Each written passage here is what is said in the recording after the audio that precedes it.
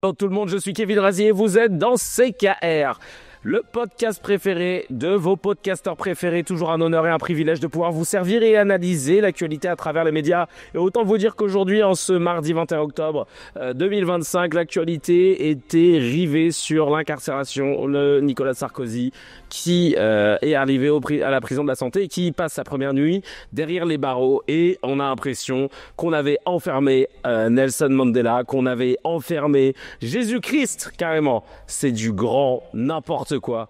Non, mais je sais qu'on t'a pas forcé de mouver. Il est parti voir l'incarcération de Sarkozy. Il y a eu des mouvements. C'est la première fois qu'on voit des gens de droite descendre dans la rue. La première fois que les gens de droite descendent dans la rue, non, tu vois, c'est la deuxième fois. La première fois, c'était contre le mariage pour tous. Et la deuxième fois, c'est pour l'incarcération de Sarkozy. C'est pour lutter contre la justice. C'est quand même assez drôle. C'est quand même du grand foutage de gueule par rapport à toutes les choses qu'ils peuvent nous raconter à chaque fois sur la justice et les truands et la délinquance et machin. Allez vous faire mettre 93, merci pour ce 4e mois, frangin. On est ensemble. On passe tout de suite à la réaction sur les... Mais qu'est-ce que tu me racontes? Mais non, j'ai perdu mes jingles mes jingles de transition, vous savez, en mode sitcom. J'ai voulu appuyer dessus.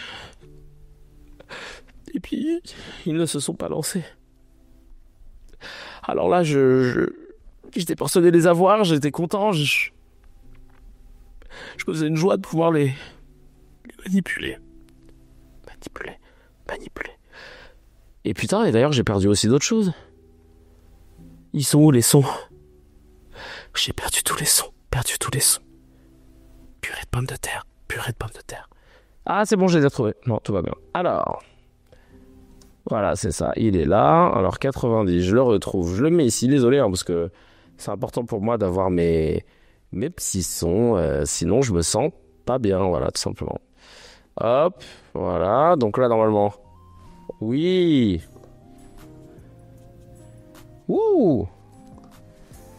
Ouais. Oh, on l'adore celui-là. On l'adore. Et je vous mets, hop, le deuxième. C'est parti. On l'écoute. Ouais, un peu R&B et tout, un peu même beaucoup R&B. Et là, on va passer tout de suite au React, les messages que j'ai reçus depuis hier. En fait, il va nous mettre la tasse de CKR en pendentif. Ouais, je te jure, ça c'est en chalant son style. Frexel qui dit: t'es vraiment un bon Kevin, bravo, merci à toi frangin, merci de commenter. Et vous savez à quel point ça donne de la force de commenter pour l'algorithme et tout. Continuez de balancer cette dose, on peut atteindre les 400 000 abonnés sur YouTube, donc je compte sur vous pour donner de la force. Yous qui dit: bonjour, toujours un plaisir de te suivre, force à toi, merci à toi frangin de nous suivre. Et Manuel Pedrosa qui dit: c'est fatigant ces gens qui, par peur de perdre le peu de confort qu'il leur reste, répondent: mais on peut rien faire à notre petite échelle. Déjà, est-ce que vous avez essayé de faire quelque chose, mis à part démotiver ceux qui ont de réelles convictions? C'est honteux, lâche et égoïste. Mais bon, au moins vous préservez votre tranquillité, enfin jusqu'au jour où il sera trop tard. J'adore. Vraiment, ce message, il est parfait. Je pense que c'est en réponse à la personne qui m'avait dit: non, mais à quoi ça sert que tu montres que des images comme ça? Il faudrait pas plutôt faire des choses concrètes, etc. Moi, ce que j'expliquais c'est que ces 2 ans de CKR qui nous permettent d'arriver à imaginer la loi, le décret CKR, à se dire qu'on pourrait le proposer, à se mobiliser. Et plus on est nombreux, plus on a de la force. C'est toujours l'union qui fait la force. Donc naturellement, on se réunit autour d'une cause commune. Vraiment, ça ne me décourage jamais les gens qui me font des commentaires négatifs. Évidemment. Alors, la petite news, HND, la petite news, hamdoulillah, celle qui fait plaisir. En ce mercredi 15... Attends, pardon, en ce mercredi... Pas du tout. Le mercredi 15 octobre, la militante opposition transforme Marguerite Stern et le directeur de la rédaction du média d'extrême droite Frontières, Éric Tegner, qu'on voit souvent notamment sur CNews, ont été condamnés coupables d'injure raciale et condamnés à payer 500 € d'amende et 1 000 € de dommages et intérêts à SOS Racisme chacun. C'est parfait, on applaudit, on est content. En juillet 2023, Margaret Stern avait tenu des propos racistes sur la chaîne YouTube Livre Noir à Aix-aux-Frontières.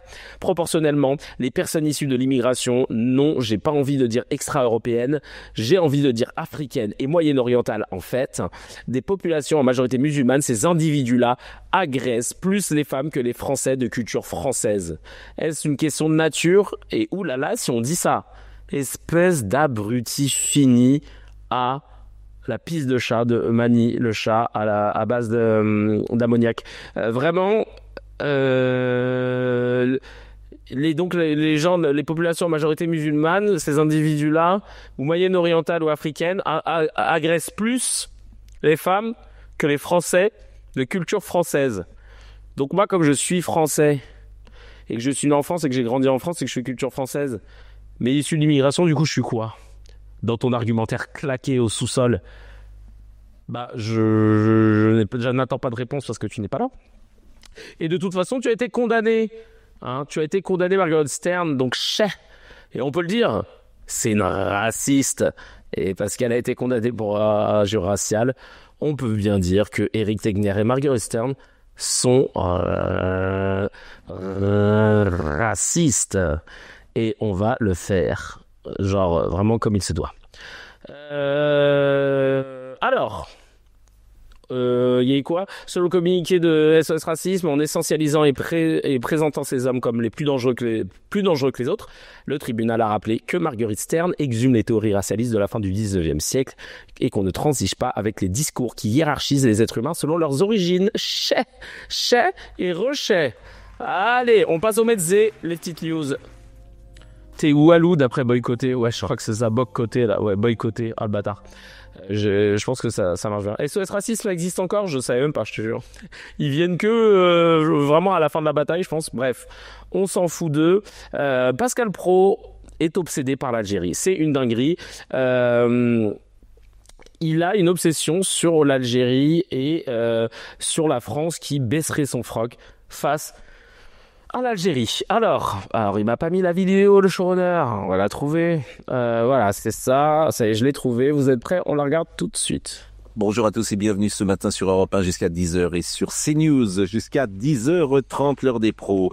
Quand on ouvre le capot, selon la célèbre expression, quand on ouvre le capot pour découvrir comment l'argent public est dépensé, on découvre par exemple que les étudiants étrangers perçoivent des aides au logement, les APL. Il y a 300 000 étudiants étrangers en France à qui on donne chaque mois entre 100 et 150 euros, ça représente 400 millions d'euros. C'est évidemment une goutte d'eau dans le budget de l'État. Évidemment aussi, quand un étudiant français part pour les États-Unis ou pour la Roumanie, il ne reçoit pas un centime des gouvernements américains ou au gouvernement roumain. Il ne reçoit d'ailleurs aucune aide de la France pour étudier à des milliers de kilomètres de Paris. J'ai aussi appris ces derniers jours que les Algériens qui ont travaillé et cotisé en France et qui partent pour l'Algérie vivre leur retraite perçoivent en Algérie une retraite qui est versée par les organismes français. Et c'est cohérent. Mais, contre toute logique, l'Algérie refuse la réciprocité. C'est-à-dire que le régime algérien ne verse pas les pensions qui sont dues à ses ressortissants qui ont cotisé en Algérie et qui sont venus en France vivre leur retraite. Et c'est la France qui paye la différence. La France paye quand l'Algérie refuse de verser ses retraites à ses concitoyens. Alors, ce ne sont que 2 exemples, parmi des centaines, parmi des milliers, et tout est comme ça. Et pendant ce temps-là, les impôts vont augmenter, les tickets de restaurant pour vous, pour nous. Non mais c'est-à-dire que et personne ne l'arrête parce que le mec il te persuade de sortir ses chiffres sous droit de IFIAC, l'institut qui collecte les informations dans ses excréments, et il te dit que non mais c'est comme ça. Quel Algérien vient en France pour sa retraite? Non mais déjà j'avoue il a inventé une histoire. Où les chèques cadeaux à Noël seront taxés de 10% supplémentaires. Tous les Algériens, on les connaît. Ils travaillent dur en Algérie pour venir passer leur retraite en France. C'est bien connu. Père, je sais que les mots sonnent mal, sans doute. C'est bien connu avec leur retraite qui équivaut à 4 000 ou 5 000 euros. Ils viennent en France parce que c'est plus bon marché. C'est plus simple pour acheter une maison pour un Algérien. C'est plus simple avec leur retraite algérienne. Va te faire. Pour lui, tous les Algériens de plus de 70 ans, non, mais vraiment. Non, mais attends, Kevin, déjà les APL, ils racontent légèrement de la merde sur les chiffres, là. Ah bah, Noévé, vas-y, tu peux nous les balancer. Il fait qu'ils lisent les stats dans les extrêmes. Non, mais vraiment, l'heure des pros, c'est dingue. Les infos sont venues de Kamel Daoud ou de Boisdel sans salle. Non, mais je te jure. Le mec, il t'a remixé un queutru. Mais vraiment, genre... il y a d'ailleurs, c'était Georges Allen de Fenech qui dit j'ai étudié à l'étranger, tu peux avoir des aides du Crous et de la région d'ailleurs, hein, on tient à le rappeler. Non mais ce gars est extraordinaire. Les mecs, ils ont travaillé en France, ils ont continué en France, c'est un dû. Et les Français qui ont quitté l'Algérie étaient des colons, de quoi ils parlent dans mais dire que c'est la faute des Arabes que les Français soient plus pauvres, on reconnaît vos méthodes, comme dirait François Bayrou, ça c'est GDB qui le dit sur le Telegram, et Imran qui dit c'est faux, je suis français et je vis désormais au Canada, lorsque je suis arrivé c'était dans le cadre d'un échange universitaire et je n'ai pas payé les frais d'inscription universitaire québécois qui sont autour de 4 000 $, puisque je payais mon inscription à l'université en France. Ça constitue bien un avantage, une aide pour les étudiants français qui souhaitent étudier à l'étranger. Donc ferme-la Pascal ou étudie ton dossier, parce que c'est chiant à chaque fois que tu sortes des trucs, mais tout le monde le sait, mais personne le sait, parce que tu mens, et s'il y avait le décret CKR, chacal, t'aurais été obligé de motiver, de justifier toutes les conneries que tu dis sous 48 heures, ou de t'excuser, sinon avertissement, et au bout de 2 fois, tu dégages des médias, tu n'as plus le droit de prendre la parole dans les médias. C'est simple, clair, net et précis. Ce décret, on en a besoin parce que je pense que le problème de notre démocratie qui ne ressemble plus à une démocratie commence par les médias. Concentration de médias qui appartiennent à quelques milliardaires qui ont une idéologie, donc qui orientent l'idéologie de leur chaîne. C'est pas normal. Et naturellement, on est dans une gérontocratie, comme certains sociologues aiment le dire, dirigée en faveur des plus anciens. Pourquoi dit-on ça? Parce que le vote des seniors est bien plus nombreux que le vote des plus jeunes, et que c'est les seniors qui sont bien plus nombreux devant leur télévision que les plus jeunes, et que par conséquent, en fait, tout est arc-bouté pour orienter les votes. Non, mais c'est un truc de ouf, en fait. C'est un truc de ouf. Vraiment, c'est fatigant. De la démoglaoui. Non, mais c'est une dinguerie. Franchement, c'est une dinguerie. Mais vraiment simple, ouais. Le nombre d'étudiants qui demandent les APL, encore plus les étrangers, c'est moins de 10% vu que tous les autres, ils viennent bosser. Non mais merci d'ailleurs pour Noévé qui est basé comme au baseball. Mais affaire à suivre, on en reparlera là-dessus parce que franchement, lui, c'est insupportable. Il ne mérite pas ces 50 voire 100 cas par mois pour dire de la merde comme ça. Je comprends pas comment on peut le tolérer. Désolé pour mon langage, mais ça commence à me sidérer d'avoir autant de force, d'avoir autant de capacité à déclamer de la merde, excusez-moi, pardonnez-moi du langage, sans être inquiété. Pour moi, tu veux faire ça, tu vas sur Twitch. Tu vas au bar. Tu vas sur TikTok. Mais tu fais pas ça à la télévision. Une télévision qui a, même si c'est une chaîne qui est privée, elle bénéficie d'un créneau gratuit de la TNT. Et d'aide aux médias, enfin, c'est scandaleux. Vraiment, c'est scandaleux. Je réitère mes propos. Et ça ne peut plus durer. Pour moi, mon combat, c'est les médias. Vous le savez, hein, c'est un peu le take de CKR à chaque fois. Et là, vraiment, ça me fatigue au plus haut point. Pour vous montrer à quel point on touche le fond. Regardez ça. C'est une interview d'M6. M6 Info. Qui nous fout cette petite pépite qui a été dénichée par Mourad Guichard de l'œil de Moumou sur le média. Je vous invite à regarder évidemment ces épisodes qui sont incroyables, qui fait comme nous de l'analyse média, ou alors plutôt on fait comme lui, pardon. Et regardez. Nicolas Sarkozy, je le connais, c'est un garçon qui a moral d'acier. Donc lui, il a été condamné, je rappelle. Alors c'est quoi? C'était pour fraude? Pour fraude fiscale, je sais plus, ou détournement de fonds publics, ou les deux. Dites-moi dans le chat. En tout cas, il a un packaging. Et on s'est dit que ce serait intéressant les deux chefs, je crois. Et on s'est dit que ce serait intéressant de ramener cet expert, ce condamné, ce délinquant, pour venir parler.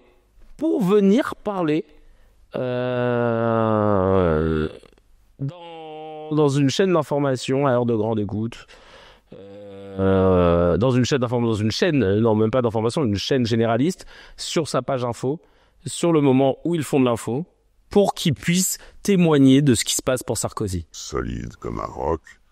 Ce qu'il faut, c'est qu'il aille faire du vélo. Non. Condamné, ancien maire de LR de Levallois-Perret, et moi j'aurais rajouté sur le synthé, là c'est le bandeau que vous voyez en dessous, ou qui le décrit, condamné pour fraude fiscale et blanchiment de fraude fiscale. Voilà. Faire du sport dans la salle, parce qu'il est habitué, qu'après tous les jours il court, tous les jours il fait du vélo. Pour lui, c'est important. Non mais franchement, si vous connaissez des journalistes chez M6, demandez-leur, chez M6 Info, à quelle heure vous êtes cru que c'était une bonne idée de prendre un délinquant pour venir parler des conditions de Sarkozy, sans même appuyer le fait qu'il a été condamné. Pas pour rien, et même s'il y a un appel, il a été condamné en première instance. L'appel fait que c'est censé suspendre qu'il a la présomption d'innocence, mais ayant été condamné, c'est pas comme s'il n'y avait pas encore eu de procès, c'est pas comme si qu'il n'en avait pas eu d'ailleurs d'autres auparavant. Et on ne met plus du tout dans les médias français, et ça m'a dégoûté. Et c'est là que je me suis dit, mais allez tous vous faire foutre. J'ai envie d'être vulgaire ce soir. Ça m'a dégoûté de tous ces médias français qui ont pris les patins de Sarkozy et qui ont préféré relayer cette propagande de dire que c'était dingue et triste, un ex-président, Monsieur qui le matin se lève très tôt et travaille. C'est-à-dire qu'il Fabien Soso aussi. Il lit beaucoup, il écrit beaucoup. Je suis pas. Il lit beaucoup, il écrit beaucoup. Il faut beaucoup de. Attends, je pense que là il faut carrément lui mettre une petite musique. Hein. La solitude, il va lire encore plus que d'habitude, il va écrire encore plus que d'habitude, et il résistera très bien, j'en suis sûr, parce qu'il a une volonté de faire. Voilà, c'est un garçon solide. Est-ce que vous conseilleriez aux proches de Nicolas Sarkozy d'aller au parloir? Bien sûr, on attend le parloir, c'est même long, parce que c'est 2 fois par semaine. Ah, le pauvre. Ça dure 3/4 d'heure, je peux vous dire que les 3/4 d'heure passent très vite. Mais bien sûr, c'est très important de voir... mon épouse venait à la santé... Elle venait dans sa cellule, apparemment. 2 fois par semaine, c'est important. J'espère que tout se passera bien, j'espère surtout qu'il y restera pas trop longtemps. Non mais ça me dégoûte. Ça me dégoûte. On m'a dit qu'Isabelle Balkany, tout à l'heure, là, pendant le dîner, elle était carrément venue dans la cellule de son mari. Attends. Est-ce que c'est vrai, cette affaire? Hop.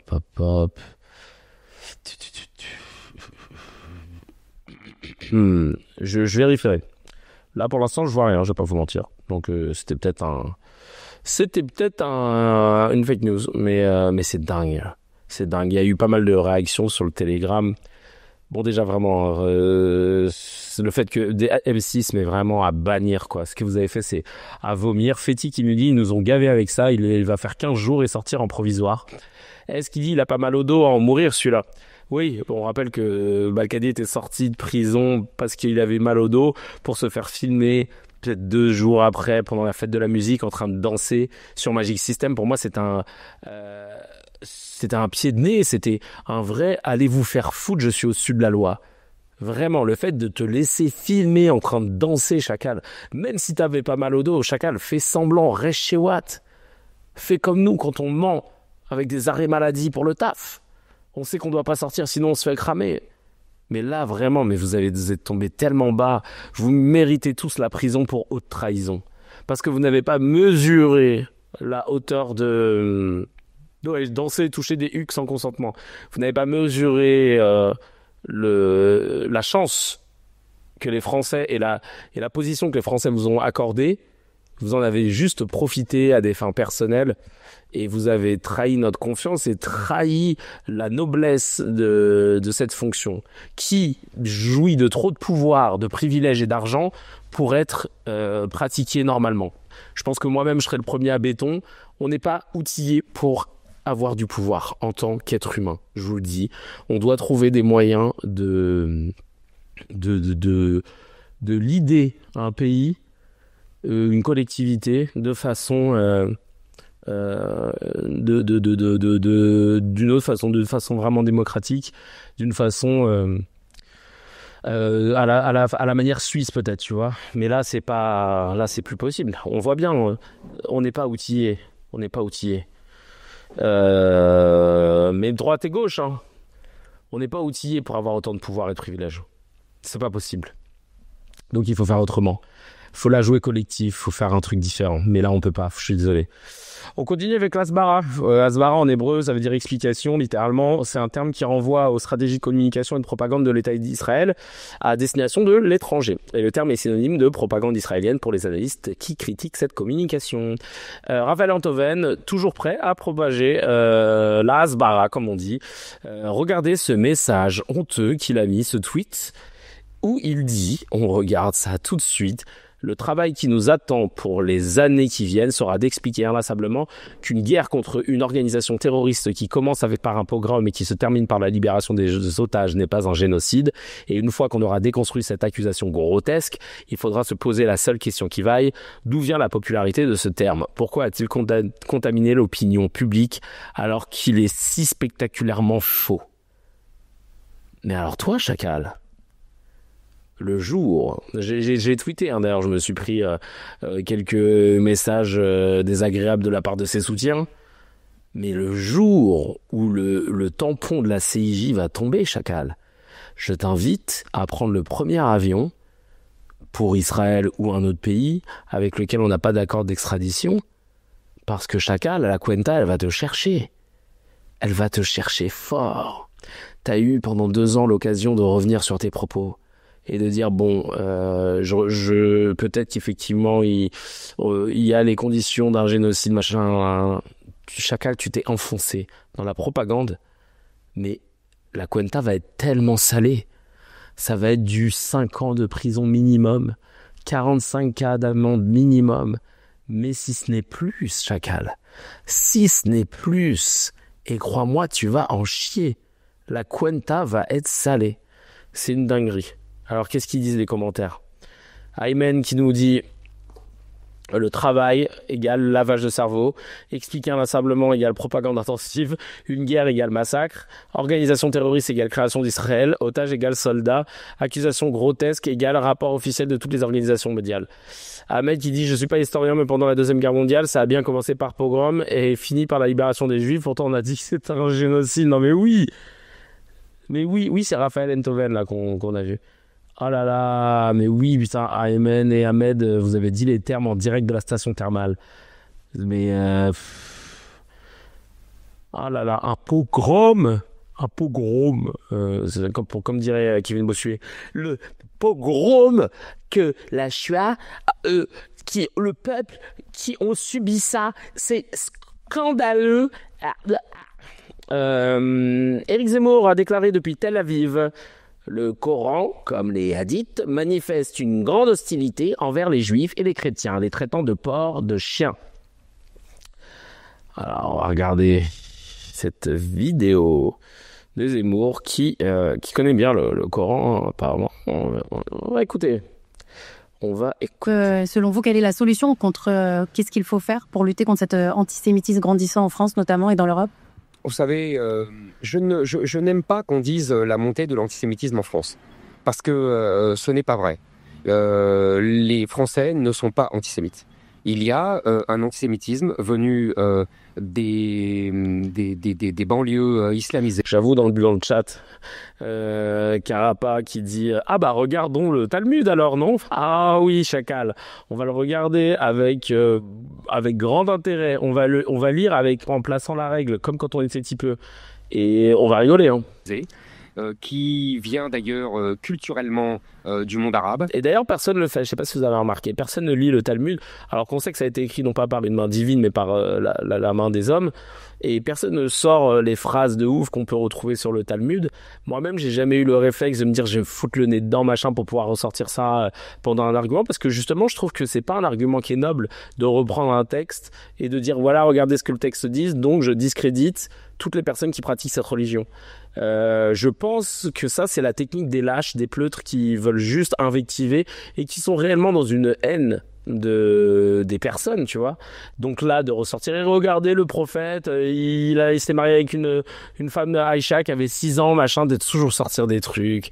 Alors que les savants eux-mêmes, ceux qui ont étudié, pas ceux qui sont allés sur Google Trad ou qui ont lu un PDF de la traduction, ils vont te dire à quel point les traductions occidentales sont biaisées.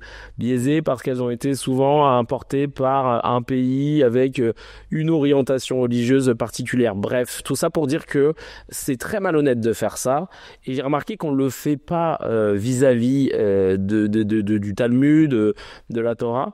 Je sais pas si c'est parce qu'en fait les gens ont la flemme ou parce qu'en fait ils ont rien trouvé, mais c'est faux parce que sur le Talmud il y a écrit quand même des dingueries, ou alors juste parce que tiens, c'est marrant, mais on a décidé de pas aller dans cette bassesse de réinterprétation parce qu'on respecte toutes les religions et qu'on veut attaquer des personnes non pas par rapport à leur confession, mais par rapport à l'idéologie qu'elles défendent, l'idéologie notamment politique, mortifère, d'être pro-israélien. Et de la culture islamo-arabe, arabo-musulmane, qui, dans le Coran, comme dans les hadiths, manifeste une grande hostilité aux juifs et aux chrétiens d'ailleurs, qui les traite de porcs, qui les traite de chiens, etc. C'est ce texte-là qui est à l'origine de l'antisémitisme. Vous savez, les jeunes musulmans qui sont aujourd'hui anti-juifs, ils n'ont pas lu ni Maurras ni Drummond. Donc ce n'est pas la montée de l'antisémitisme en France. Dafta qui dit d'après la Torah, l'aumône est due aux étrangers non juifs. Les versets parlant des hérétiques parlent des juifs qui ne respectent pas les juifs. Je pense que c'est le cas pour la plupart des religions. C'est vrai. Tu fais bien de le souligner. Dr H l'a bien dit, il faut une certaine science, nous dit Nour, pour pouvoir interpréter le Coran, surtout que c'est en arabe ancien. Il faut tout remettre dans le contexte. Il faut pouvoir être en capacité de maîtriser la lecture par comparaison et contextualisation, évidemment, parce que un mot écrit il y a 14 siècles n'a pas le même sens, qui ne peut ne pas avoir le même sens aujourd'hui. Ce qui est intéressant et ce qui a été noté par le compte News and Truth sur X, si vous voulez les suivre, les juifs ne respectant pas les lois des juifs. Ouais, pardon, je corrige le message de Nafta. Merci pour la correction, Nafta. Zemmour incite à la haine des musulmans tout en les accusant de la haine des juifs. Ils sont quelques-uns comme lui dans les médias et dans la politique. Ce délinquant qui parle d'antisémitisme alors qu'il a été condamné pour négationnisme, c'est comme si Harvey Weinstein ou Gérard Depardieu étaient interviewés pour critiquer la pédophilie et le viol. Mais oui. Et en fait, c'est ça. Et j'ai vu que dans le chat, Jules qui le disait, c'est quand même dingue de pouvoir dire autant de choses, d'être invité régulièrement, qu'on te tende le micro, alors que tu as été condamné, chacal, et pas qu'une fois. Et là, il y a un deux poids deux mesures qui est insoutenable, insupportable de la part de l'espace médiatique. Et cet espace médiatique doit être condamné pour ça. Doit être condamné pour laisser parler quelqu'un sans le corriger, sans lui mettre des objections ou de lui poser des contradictions. Et non, c'est dingue que ce soit normal. Il y a ce qui dit Éric Zemmour, le Coran insulte les juifs et les chrétiens, rien dans les textes, mais certains continuent de le croire, parce que croire le Zemmour, c'est plus simple que lire. Zemmour se faufile entre les musulmans et les chrétiens pour les faire s'entre-déchirer pendant que lui regarde le spectacle. Zemmour ne dit pas un seul mot pendant que les chrétiens de Gaza se faisaient massacrer par Israël, son pays de cœur. Marteau-piqueur, oui. Philippe Brun, député PS, vous savez, ce parti de droite, vice-président de la commission sur les accords franco-algériens de 68, a déclaré en pleine commission: le marteau-piqueur est sans doute un travailleur algérien qui proteste en réaction à un bruit entendu pendant la commission parlementaire des finances du 15 octobre 2025. Humour, mépris de classe ou racisme. Je vous laisse juger. On regarde ça tout de suite. Pardonnez-moi. Je sais pas qui a entamé ça. Alors Charles de Courson est parti faire taire le marteau-piqueur et il a eu gamme cause. Il disait que très bien. Il disait la parole. Attendez, ça fait encore du bruit. La deuxième des choses. Mais attends. Marteau-piqueur est sans doute un travailleur algérien qui proteste.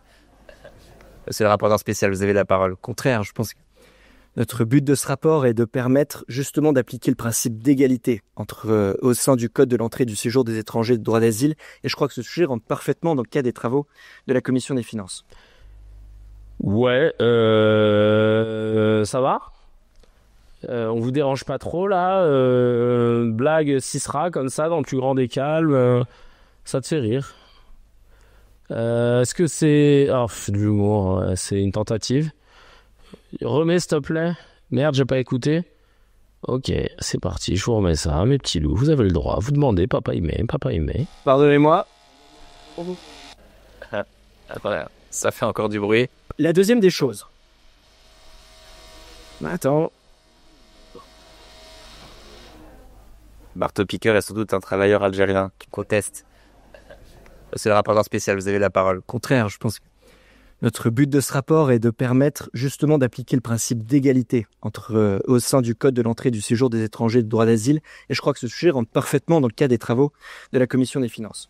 La deuxième des choses, c'est que vous... Non mais vraiment, pardonnez-moi, j'ai pas compris apparemment c'était... Parce que c'était une commission qui était en rapport avec ça, je sais pas.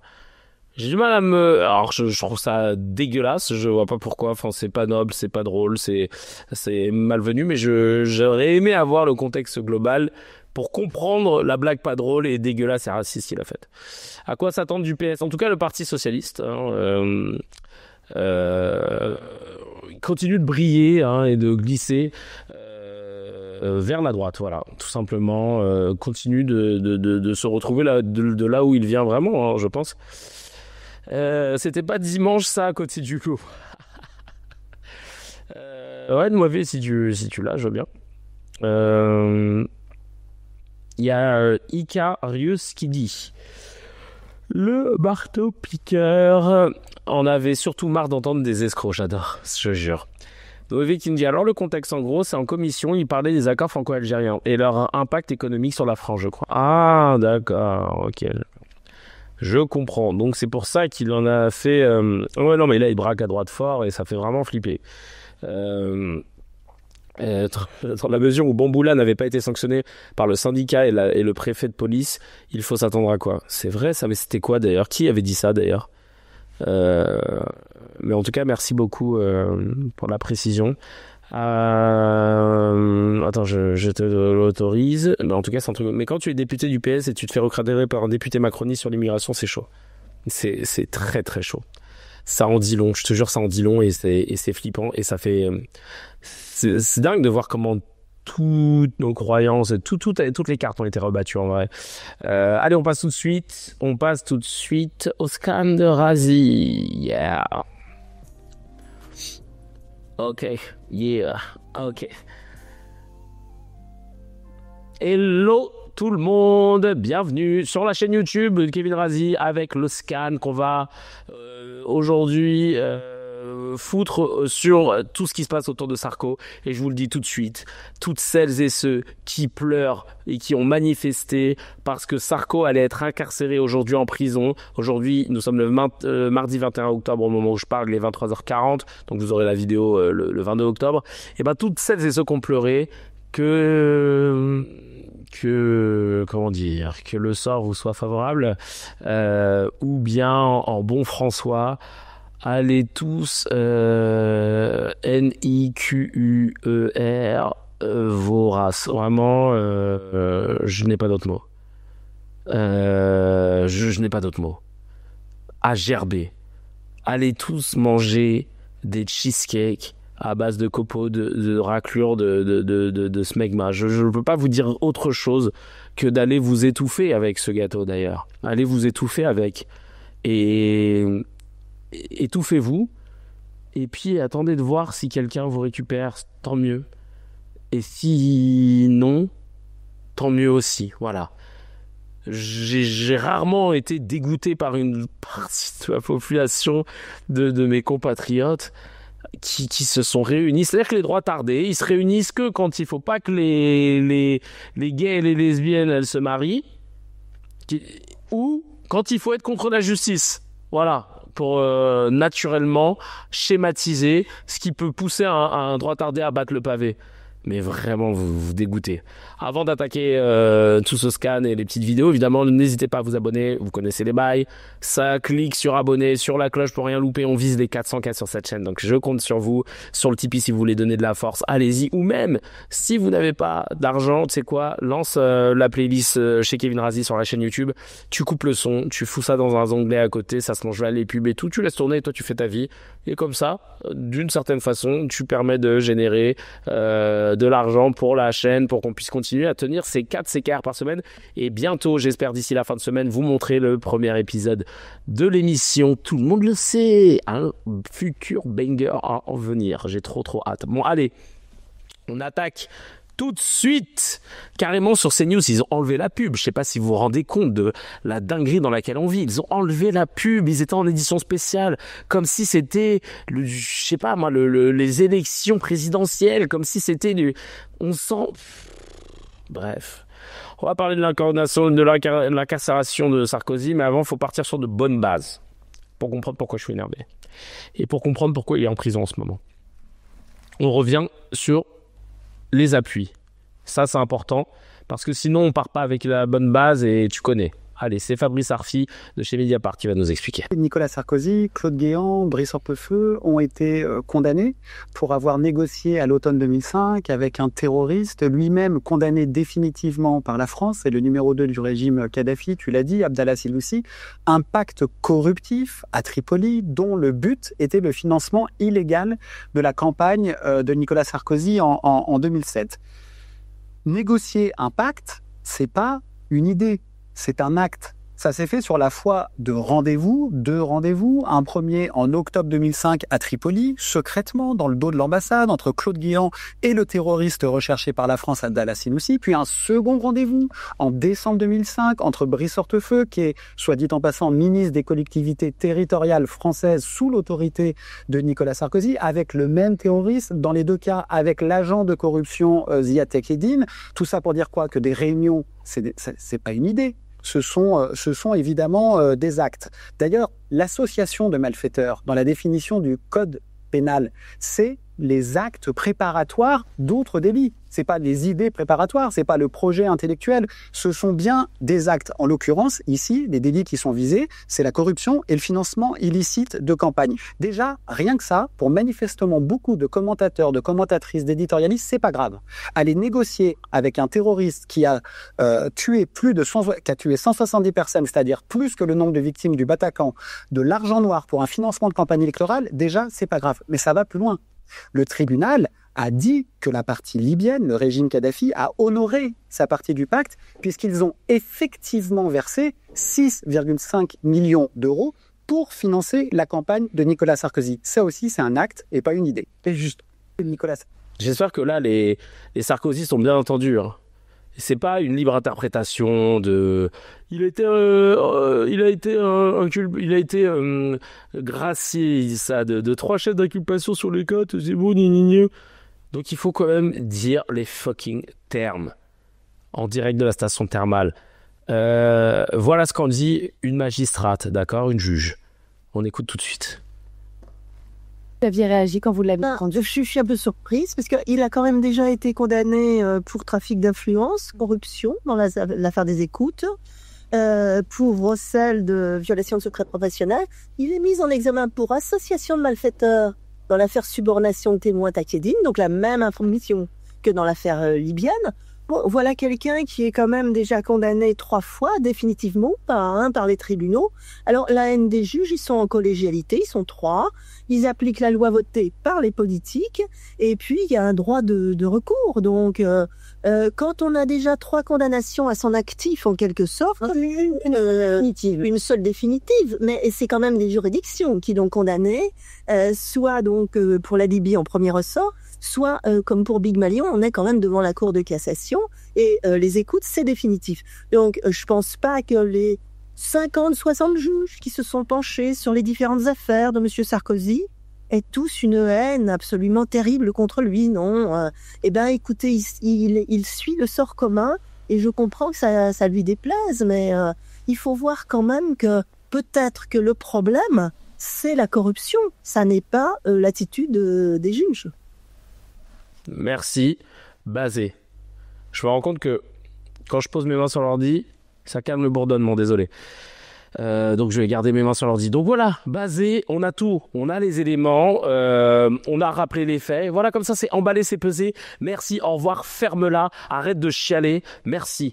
C'est un multi-condamné le gars. C'est un multi-condamné et certains veulent nous le faire passer pour un ange, pour Jésus-Christ. Oh Lord, qui s'est fait condamner. La mise en scène de son départ chez lui en direct sur les chaînes d'infos, mais c'était dingue. Avec les enfants qui sont là, regardez l'arrivée des enfants là, comme ça. Ah merde, purée de pommes de terre. Attends, je vous le lance. La famille Sarkozy sort quelques minutes avant le départ de Nicolas Sarkozy en prison. Sous les applaudissements. Évidemment, Louis, qui lui rêve déjà de la mairie de Menton. Oui. Bravo, Louis. Bravo de quoi, frère? D'être né? En train d'applaudir la cour, là. Je sais pas qui c'est, genre.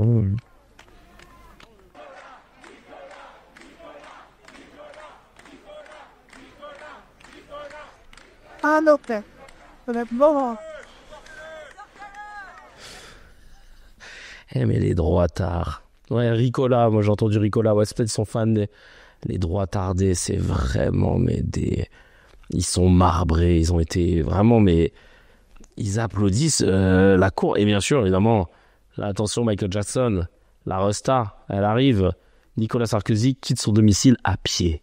Frère...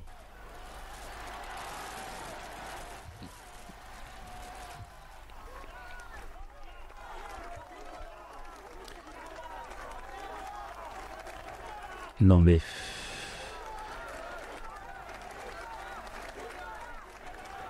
Les gens du quartier, et je propose qu'on retourne sur place voir Sophie Dupont. Sophie Dupont.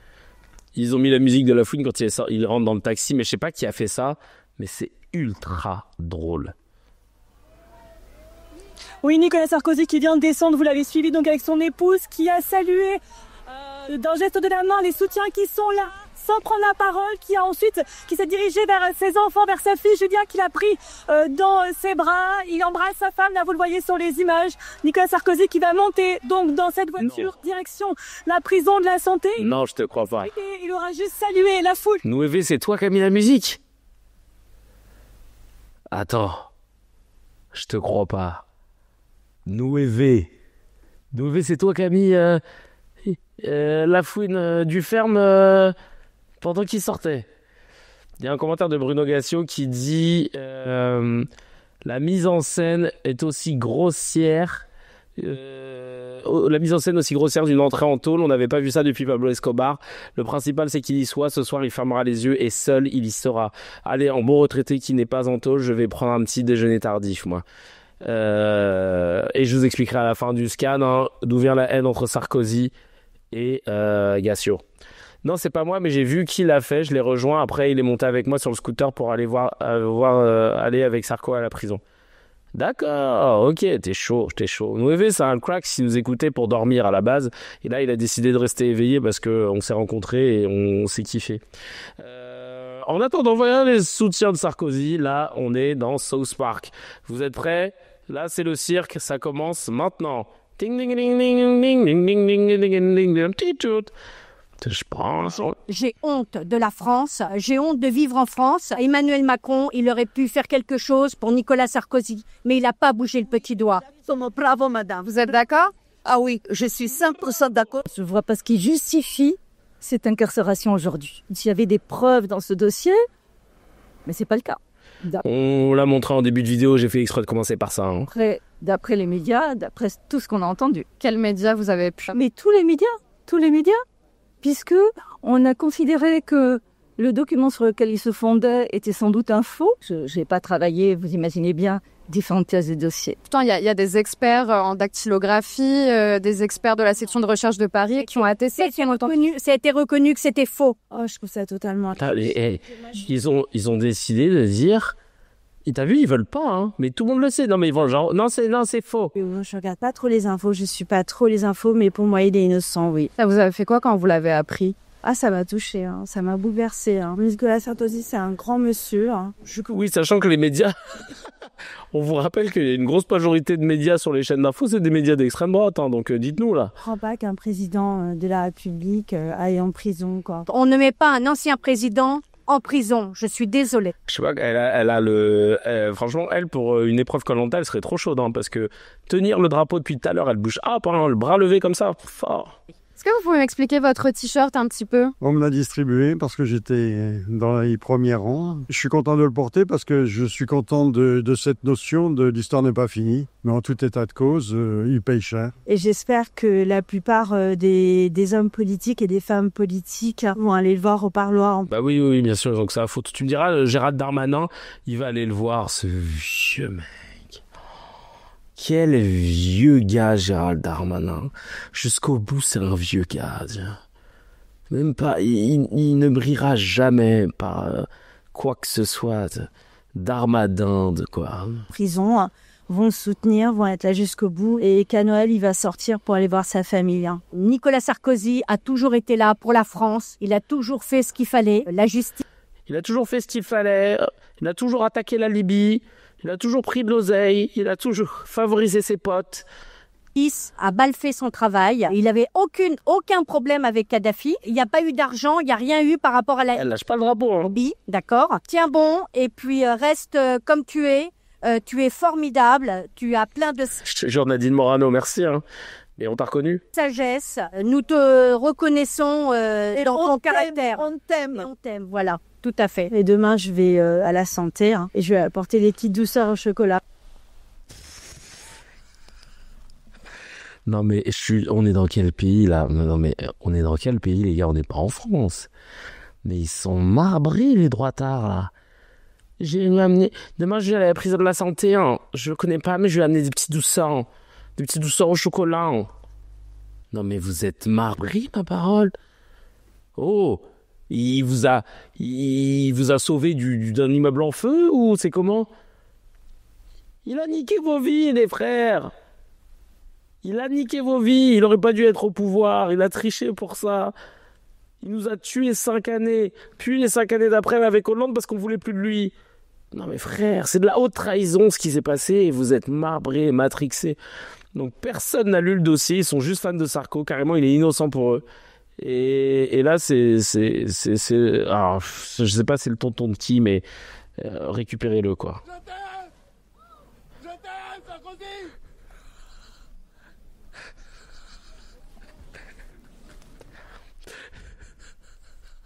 Sarkozy, je t'aime. On dirait Thomas Edji, j'avoue. Je t'aime, Sarkozy.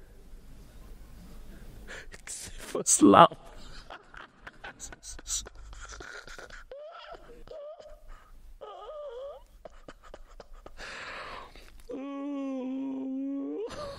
Purée de pommes de terre.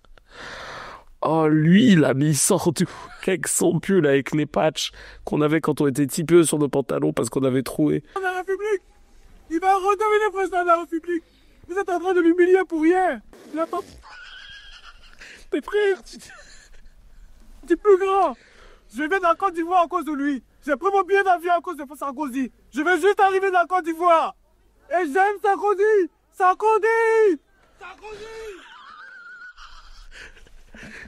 Et si quelqu'un peut m'héberger parce que je suis arrivé là à Côte d'Ivoire, et bon, j'avoue, parce que les appartements sont chers. Si quelqu'un peut m'héberger parce que j'aime Sarkozy et avoir un rendez-vous avec la préfecture. Parce que là, j'ai pas pu les avoir. Donc, si quelqu'un veut m'aider, mais c'est parce que j'aime Sarkozy. Mais pour moi, c'est une mascarade. Il est en train de nous feinter. Il est en train de nous feinter. Oh, purée de pommes de terre. Vraiment, on dirait un sketch de Thomas Njijol. Ah, c'est sûr. C'est sûr que lui, j'espère c'est un prank. On va le voir dans Combini dans pas longtemps. Bonjour à tous, je m'appelle Philibert et je suis l'auteur de la vidéo Je t'aime Sarkozy. En fait, à la base, c'était avec des potes, on s'était dit, vas-y, tu vas me filmer, je vais faire passer pour un mec qui vient de Côte d'Ivoire. Mais moi, pas du tout, en fait. Hein. Je viens de Neuilly, en fait. Et donc, voilà, je suis cadre dans une bonne société et j'avais envie de faire un petit prank, voilà. Ah, il y a une chanteuse qui est venue sous le tir en soutenir aussi. Ah. Dès qu'on s'acharnerait contre toi, Nicolas était contre l'arrêt, tu t'en relèveras. C'est... Oui. Si je t'écoute.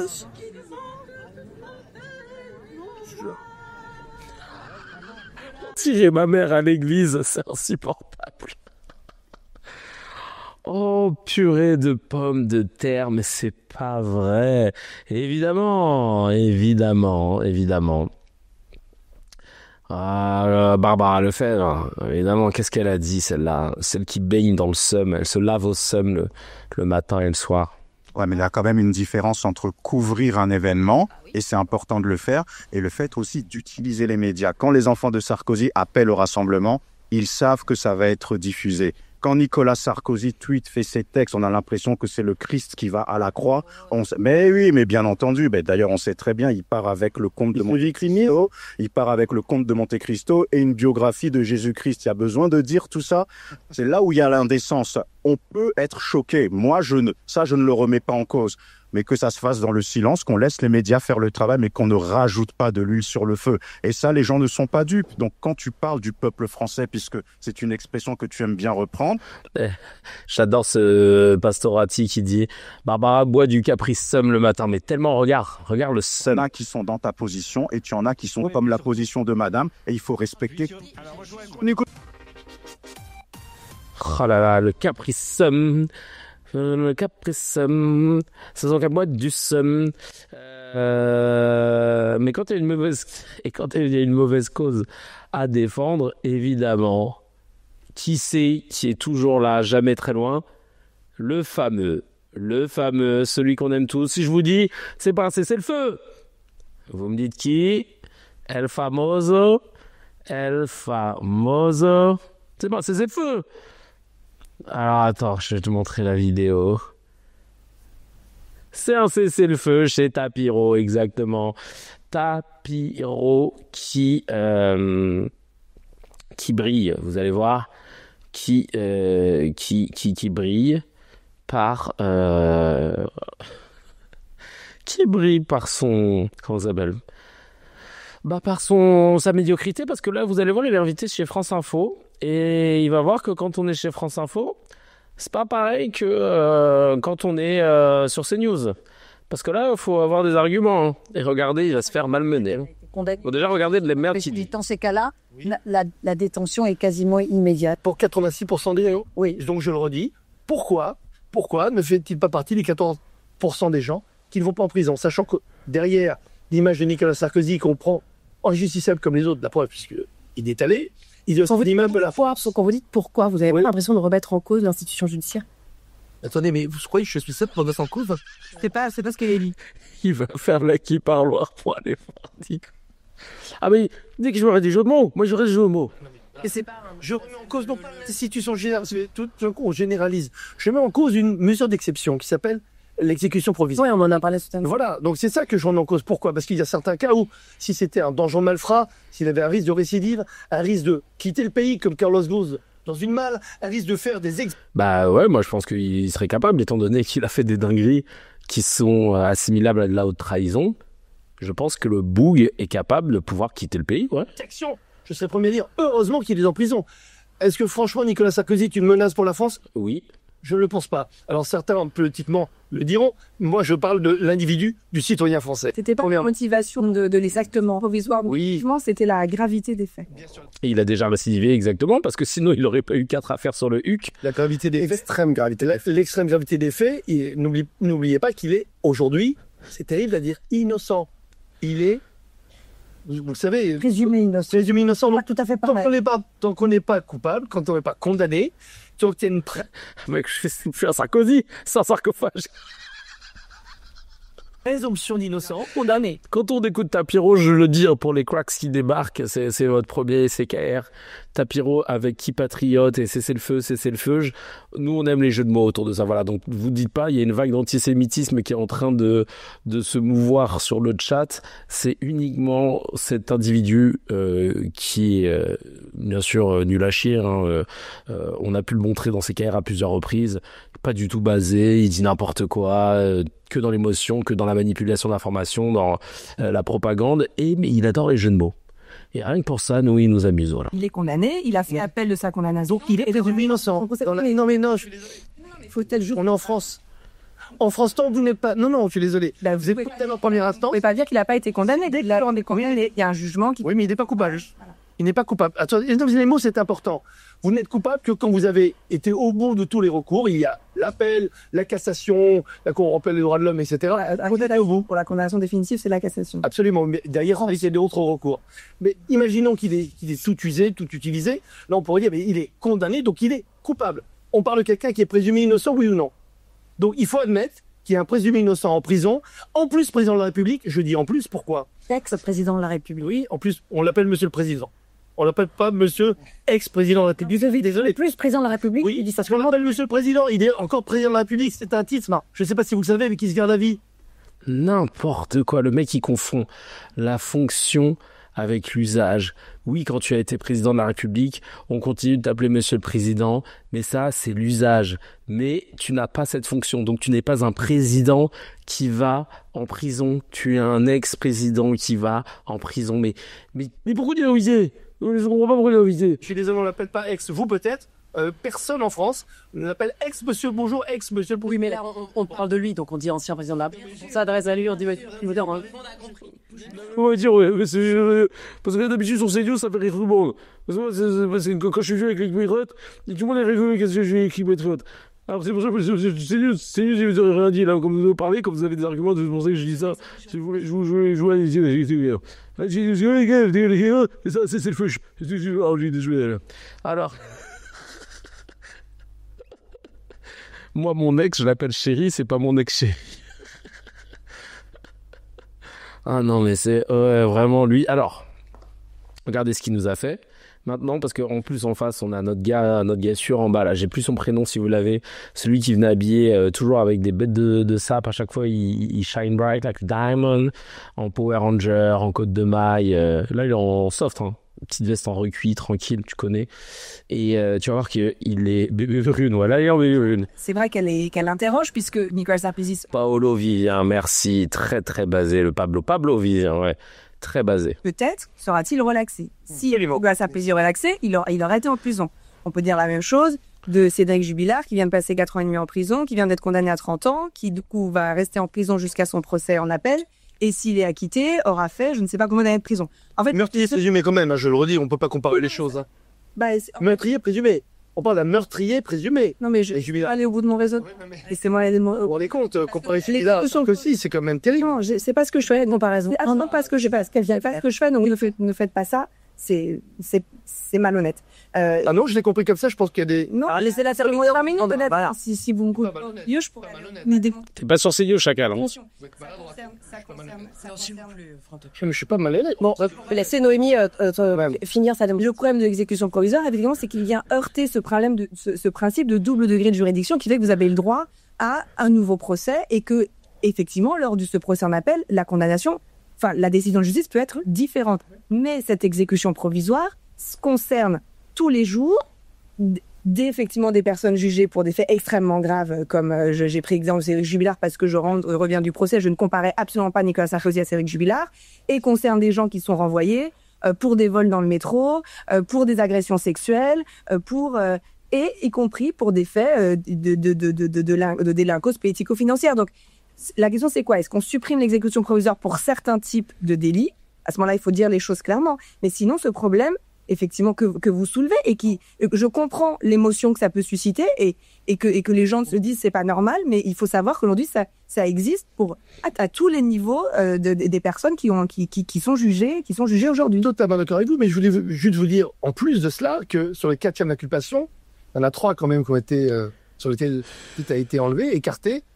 Tout a été enlevé, écarté, voilà. Vous avez vu, hein, heureusement qu'on a commencé par Fabrice Arfi qui a enquêté pendant 10 ans sur cette affaire et de l'affaire libyenne et la magistrate qui nous a tout bien expliqué. Il est blanchi.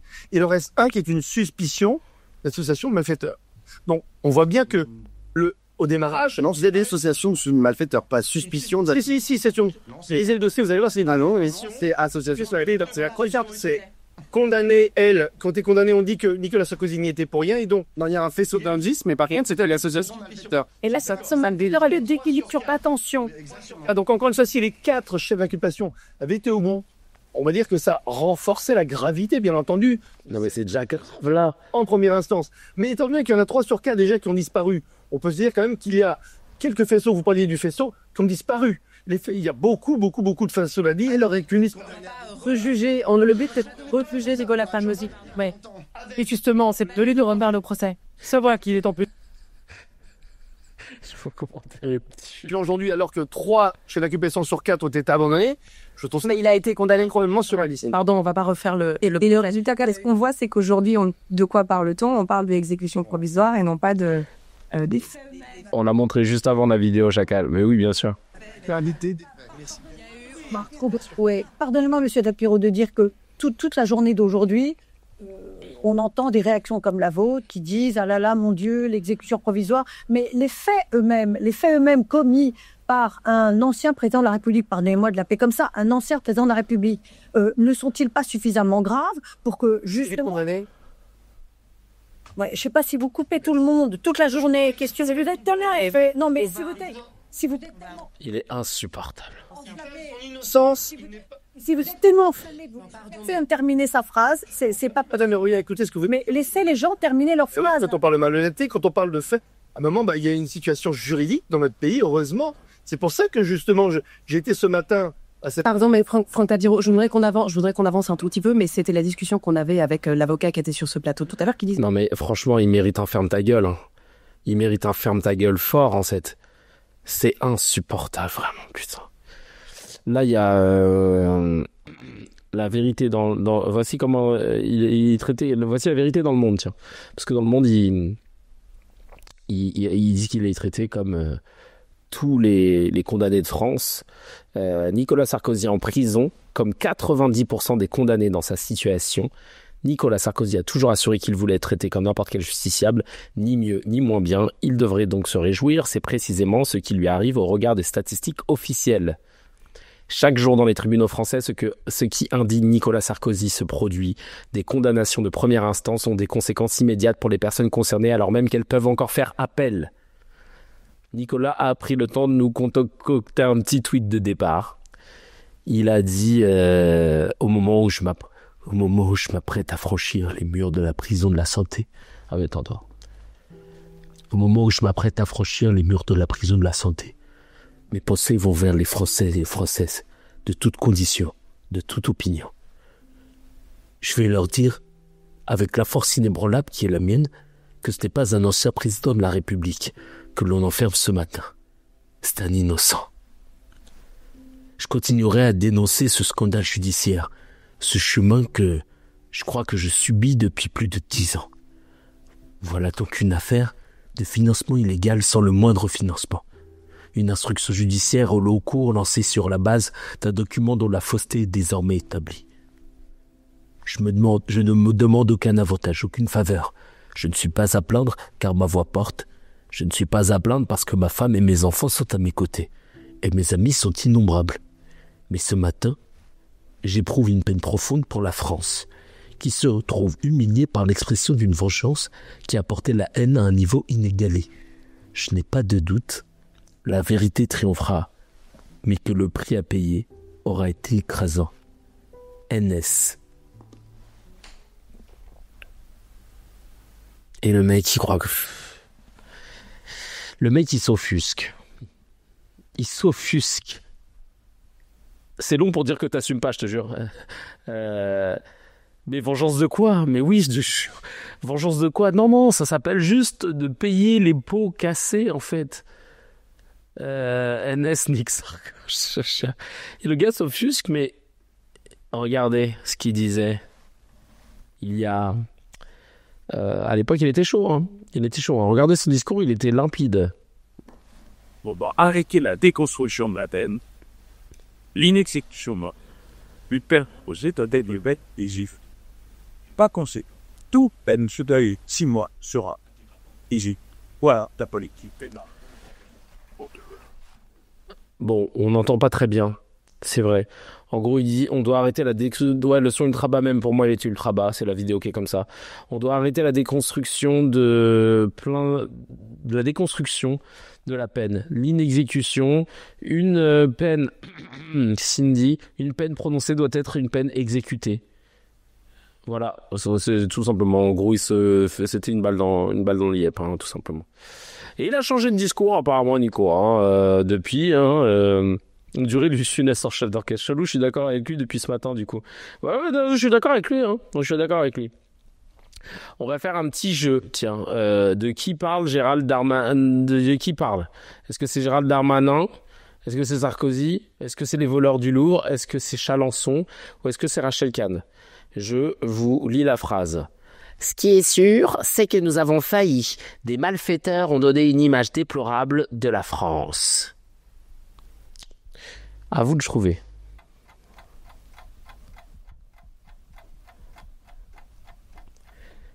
Rachel 100%, Sadi Khan, Rachida Dati, Chalancon, Kahn. Ce qui est sûr, c'est que nous avons failli. Des malfaiteurs ont donné une image déplorable de la France. Et c'est Kems qui a raison. Et oui, nous aussi, c'est Darmanin, Gérald Darmanin, ministre de la Justice, à propos du cambriolage au Louvre. Et c'est marrant parce qu'en vrai, ça marche pour les deux. J'adore. Merci au showrunner pour ce jeu que j'ai découvert au moment où je vous l'ai dit.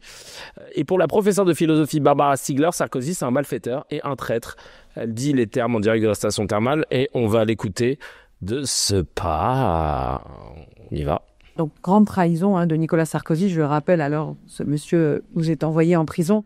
Je rappelle qu'en plus d'être un malfaiteur, c'est un traître. À partir des années 2000, le néolibéralisme commence à entrer en crise. Il n'arrive plus à fabriquer le consentement des populations. Ça marche pendant les années 80, 70, 80, 90. Cette manufacture du consentement fonctionne et elle se met à ne plus fonctionner dans les années 2000. Exemple, le traité constitutionnel européen qui visait à constitutionnaliser le néolibéralisme dans le marbre de la Constitution européenne et qui a été rejeté massivement en un nombre de 55%, extrêmement tonitruant. Donc, c'est le début de la prise du néolibéralisme. Déjà un premier passage en force par-dessus le résultat de Mitterrand. Bien sûr, avec Nicolas Sarkozy qui fait passer par les traités ce qui avait été refusé par référendum. Donc, grande trahison de Nicolas Sarkozy, je le rappelle, alors où ce monsieur nous est envoyé en prison.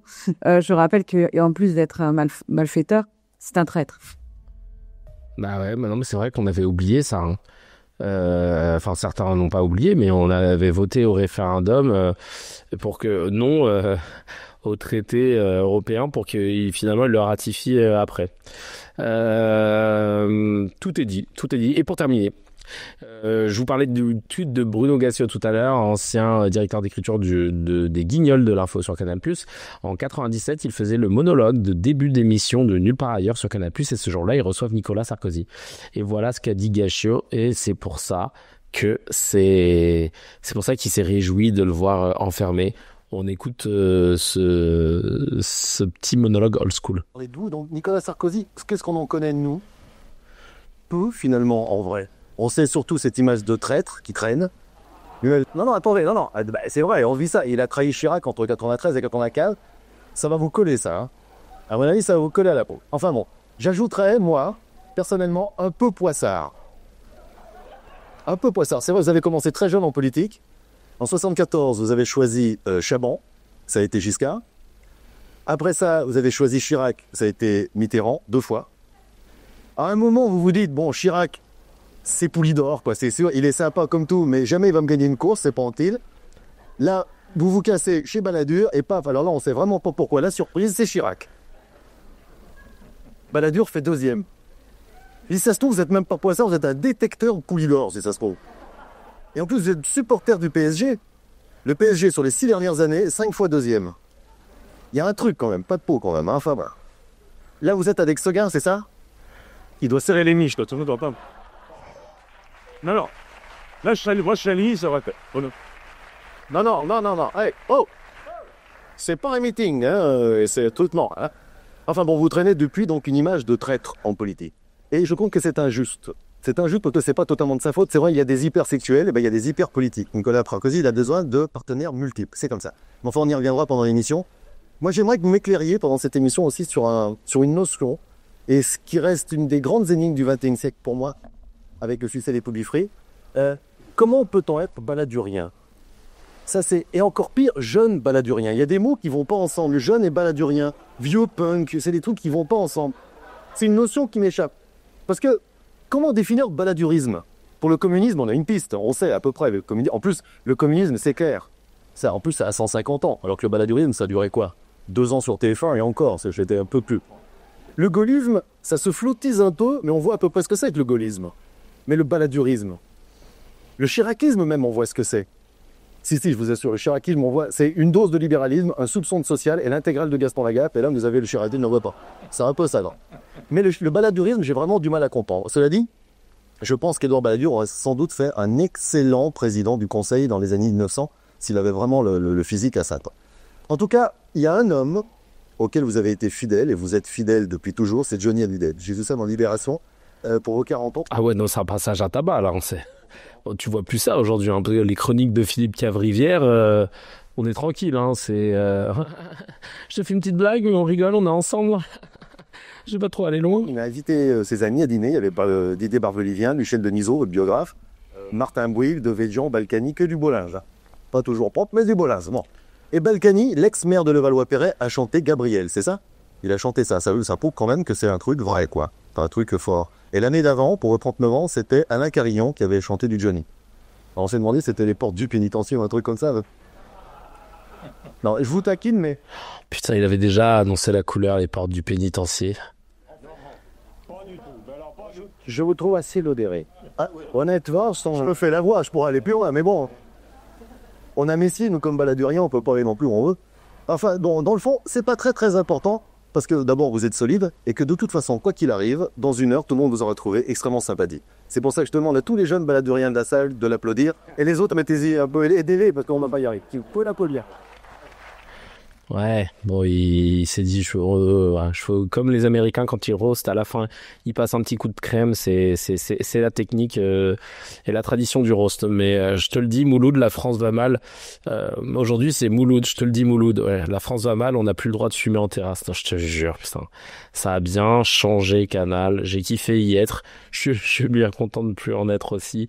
Mais voilà, j'espère que ce scan résonnera dans les artères de toutes celles et ceux qui ont chialé ou qui ont manifesté ou qui osent plaindre Nicolas Sarkozy, alors que c'est juste de la haute trahison et que je ne peux pas accepter qu'on puisse lâcher une seule larme de compassion pour cet homme qui a bousillé le pays et qui a trahi les Français, Chacal.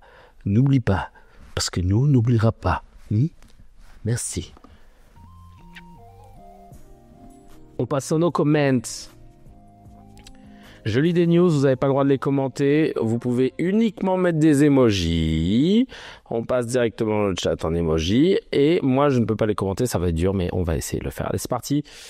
On commence. Dimanche matin, un colon israélien masqué a violemment frappé à la tête une Palestinienne de 70 ans alors qu'elle récoltait ses olives dans sa propriété dans la ville de Turmusaya au nord-est de Ramallah.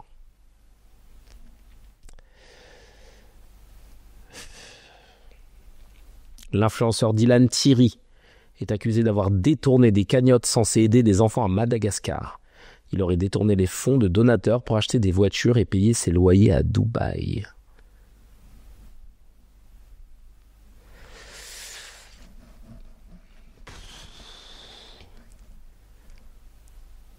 Si vous pouvez mettre l'emoji guillotine pour moi.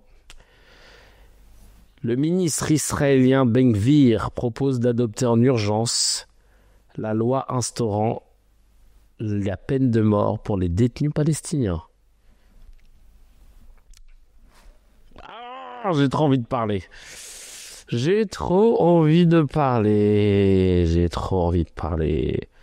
Mais je ne peux pas. Voilà, personne me l'a mis la guigui. Je me mets la guigui, voilà, c'est sûr. Allez, on finit avec du miel, hein, parce que là, c'était pas facile. Hein. C'était pas facile du tout. Là, c'est un petit miel, un petit recadrage de Camille Etienne face à Maud Bréjon, la porte-parole du gouvernement. C'est parti. Aujourd'hui, si vous pouvez voter en tant que femme, c'est parce que des femmes avant vous ont désobéi. Et ça, c'est fondamental de le dans l'histoire. Andreas Mas me le rappelle, je vous invite à lire son livre « Comment saboter une pipeline ». Rappelle que toutes les victoires civiles qu'on a pu avoir, tous les droits qu'on a obtenus, on les doit aussi à la collaboration étroite entre une branche plus modérée et ce qu'on appelle la théorie d'un flanc radical. Et ce flanc radical-là, il est nécessaire. Ça ne veut pas dire qu'on soit absolument d'accord sur les méthodes, mais ça veut dire que l'objectif est le même. Ah, et vous pouvez nous juger quelle cause c'est bonne et quelle cause n'est pas bonne. S'il vous plaît, finir. Camille Etienne, terminé. Donc, il y a la différence entre ce qui est légal et ce qui est légitime. Et ça, c'est fondamental. Aujourd'hui, il est légal pour une multinationale de continuer à compromettre les capacités de vie sur Terre. Est-ce que pour autant c'est légitime? Est-ce que pour autant c'est juste? Moi, je vois guider l'action publique, c'est la justice et non pas uniquement la légalité. En tant que député, c'est précisément notre rôle que de réussir à être guidé par la justice et de mettre en place des lois et de bousculer cette légalité-là. Mais comprenez qu'en tant que citoyen, en tant que citoyenne, quand il y a des lois qui sont injustes, alors on doit désobéir. Elle lui a dit les termes en direct de la station thermale. Évidemment, de dire j'ai trop envie de parler, c'est déjà un commentaire. C'est vrai, pardon. En tout cas, merci mille fois les cracks. Ça y est, on finit cet épisode en beauté. En tout cas, c'était un plaisir de pouvoir papoter avec vous. Ça va raider Troublante Acide, recommandation de NAFTA. Et je vous dis, non pas à demain, mais à jeudi pour le prochain CKR qui sera en matinée aux alentours de 11h30. Merci pour la force, merci pour le soutien, merci pour les barres de rire qu'on se tape ensemble et je vous dis à très très vite. Ciao ciao.